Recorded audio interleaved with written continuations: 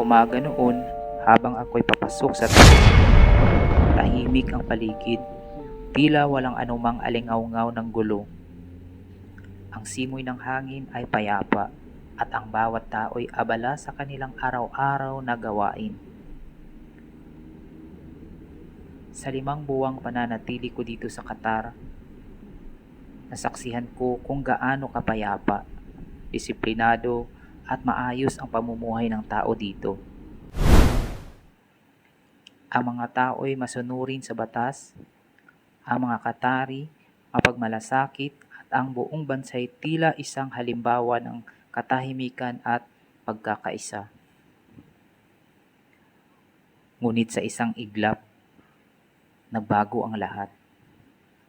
Isang gabi, habang ang ilan ay natutulog at ang iba'y nagpapahinga mula sa mahabang araw, isang hindi inaasahang pangyayari ang naganap.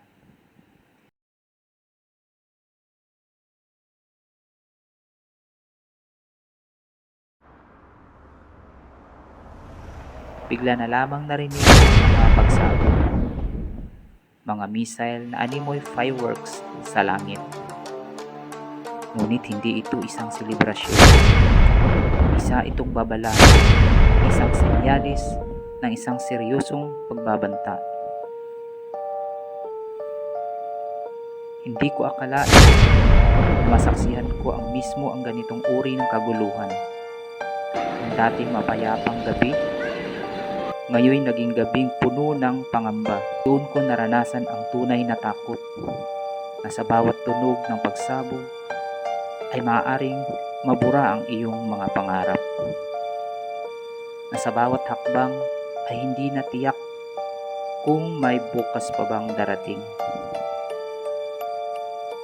Dito ko rin nasaksihan ang epekto ng digmaan, ang pangamba sa mga mata ng mga tao,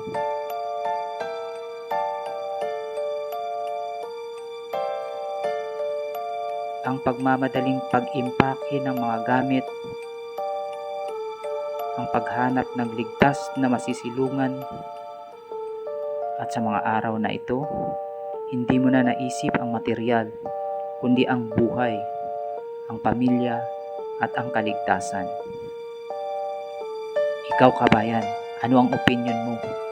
Kung magpapatuloy ba ang digmaan dito sa gitnang silangan? Sa tingin mo, handa pa ba tayo? I-type ang inyong mga opinion sa baba. Mag-ingat po tayong lahat. Bye-bye.